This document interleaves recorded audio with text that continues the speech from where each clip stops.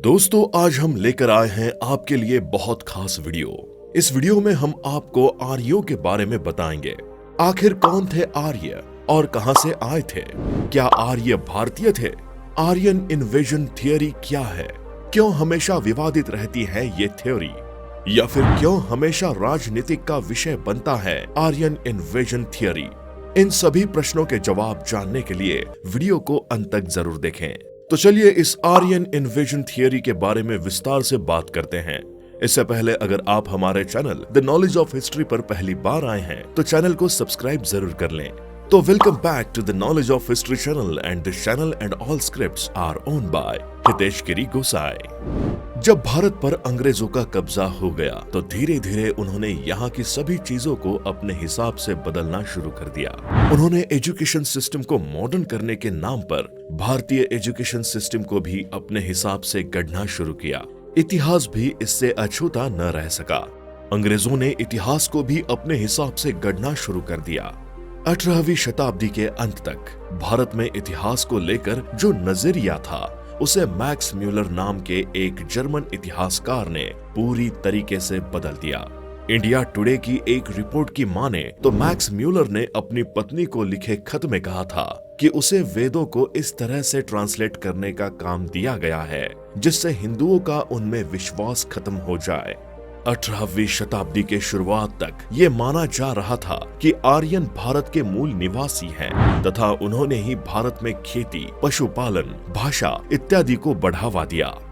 इसके अलावा माना जाता था कि इन्हीं लोगों ने दुनिया को ये सब तकनीक सिखाई तथा उन्होंने ही भारत से सभ्यता को दुनिया के दूसरे देशों तक पहुंचाया। लेकिन मैक्स म्यूलर ने आर्यन इन्वेंशन थ्योरी देते हुए पूरी सोच ही बदल कर रख दी।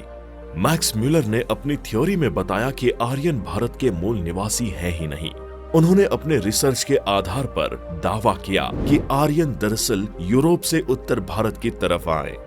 मैक्स म्यूलर की थ्योरी के हिसाब से 2000 BCE के आसपास यूरोपीय देशों से चलकर आने वाले ये आर्यन आक्रमणकारी थे। थ्योरी के हिसाब से आर्यन ने उत्तर भारत के क्षेत्रों पर हमला करना शुरू कर दिया। जैसे जैसे आर्यन आगे बढ़ते गए उन्होंने उत्तर भारत के क्षेत्रों में रह रहे मूल निवासियों को खदेड़ना शुरू कर दिया। इस कारण आर्यन के हमलों से परेशान यहाँ के मूल निवासी पलायन करना शुरू कर गए तथा वो दक्षिण भारत की ओर बढ़ते चले गए।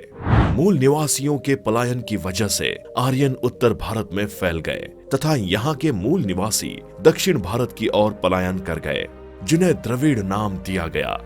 म्यूलर ने अपनी थ्योरी में आगे बताया कि जब आर्यन भारत में आए तो उन्होंने देखा कि यहाँ के लोगों के पास सभ्यता नाम की कोई चीज नहीं थी। ना तो इन्हें खेती करने का तरीका मालूम था और ना ही इन्हें पशुपालन के बारे में कोई जानकारी थी। यहाँ तक कि म्यूलर दावा करते हैं कि उस समय भारत के लोगों को भाषा का भी ज्ञान नहीं था। थ्योरी के हिसाब से फिर आर्यन लोगों ने ही भारत के लोगों को खेती के बारे में बताया। इसके अलावा आर्यन ने ही यहाँ पशुपालन के बारे में लोगों को जानकारी दी तथा आर्यन ने ही भारत में संस्कृत भाषा को जन्म दिया तथा उन्होंने यहाँ के लोगों को ये भाषा सिखाई। धीरे धीरे आर्यों ने अपनी ये सभी तकनीक अखंड भारत यानी वर्तमान पाकिस्तान, बांग्लादेश, ईरान समेत कई एशियाई देशों तक पहुंचाया। आर्यन इन्वेजन थियरी का सबसे चौंकाने वाला भाग ये भी है कि इस थ्योरी में दावा किया गया है कि वेद भी इन्हीं आर्यन ने लिखी। क्यों इस थ्योरी के बाद बदल गया भारत का इतिहास? इस थ्योरी के आने के बाद एक तरीके से भारत का पूरा इतिहास ही बदल गया था।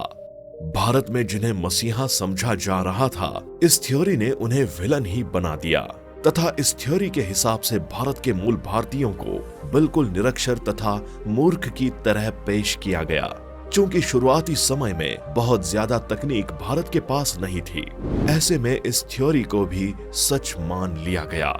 लेकिन जब बाद में रिसर्च का काम शुरू हुआ तो जो खुलासे हुए उन खुलासों ने आर्यन इन्वेजन थियरी पर ही सवाल उठाने शुरू कर दिए।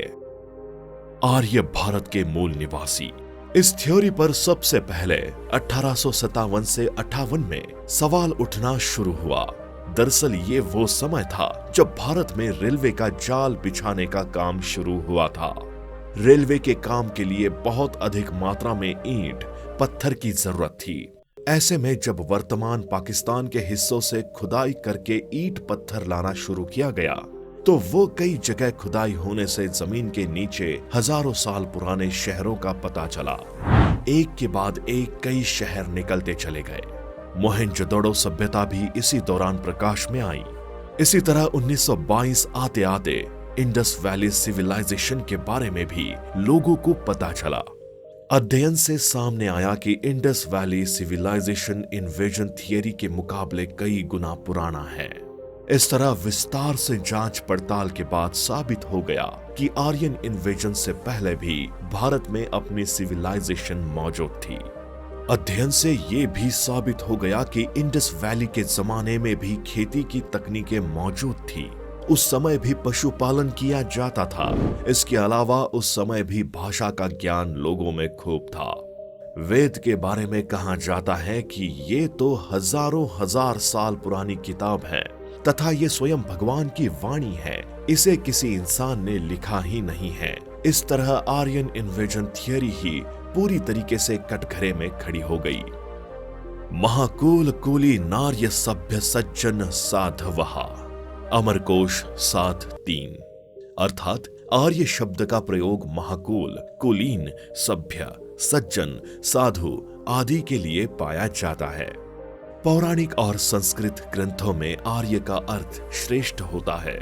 आर्य किसी जाति का नहीं बल्कि एक विशेष विचारधारा को मानने वाले का समूह था, जिसमें श्वेत, पीत, रक्त, श्याम और अश्वेत रंग के सभी लोग शामिल थे। IIT खड़गपुर और भारतीय पुरातत्व विभाग के वैज्ञानिकों ने सिंधु घाटी सभ्यता की प्राचीनता को लेकर नए तथ्य सामने रखे हैं। वैज्ञानिकों के मुताबिक ये सभ्यता 5500 साल नहीं बल्कि 8000 साल पुरानी थी। इस लिहाज से ये सभ्यता मिस्र और मेसोपोटामिया की सभ्यता से भी पहले की है। मिस्र की सभ्यता 7000 ईसा पूर्व से 3000 ईसा पूर्व तक रहने के प्रमाण मिलते हैं, जबकि मेसोपोटामिया की सभ्यता 6500 ईसा पूर्व से 3100 ईसा पूर्व तक अस्तित्व में थी। शोधकर्ता ने इसके अलावा हड़प्पा सभ्यता से 10,000 वर्ष पूर्व की सभ्यता के प्रमाण भी खोज निकाले हैं। राखी गढ़ी में मिले और सबूत। हरियाणा में एक जगह है राखी गढ़ी। यहाँ अरबों साल पुराने नर कंकाल दबे हुए हैं। हाल ही में यहाँ से कंकाल लेकर उसका डीएनए टेस्ट किया गया।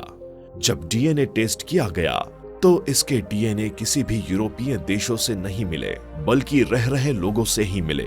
इससे ये साबित हो गया कि थ्योरी में जिन आर्यन को आक्रमणकारी बताया गया था वो आक्रमणकारी नहीं थे बल्कि वही भारत के मूल निवासी थे तथा आर्यन बाहर से नहीं आए थे। जब और विस्तार से रिसर्च किया गया तो ये खुलासा हुआ कि बाहरी देशों से भारत में तो कोई नहीं आया, लेकिन उस दौर में भारतीय लोग जरूर कई दूसरे देशों में गए तथा उन्होंने ही दूसरे देशों को सभ्यता सिखाई तथा उन्हें भाषा, खेती, पशुपालन इत्यादि का ज्ञान दिया। अंत में कहें तो कुछ विशेषज्ञों की राय में आर्यन इन्वेजन थ्योरी पूरी तरीके से गलत नहीं है बल्कि इसके कुछ भाग ही भ्रामक या गलत हैं, जबकि कुछ लोग इसे पूरी तरीके से गलत मानते हैं।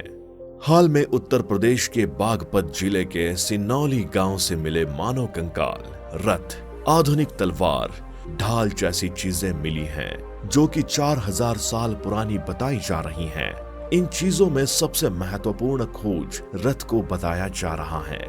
रथ का मिलना इंडो आर्यन माइग्रेशन थियरी पर सवाल उठाता है, क्योंकि इस थ्योरी के अनुसार आर्य ही भारत में घोड़े लाए थे, लेकिन घोड़ों से खींचे जाने वाले रथों का मिलना इस थ्योरी को गलत साबित करता है।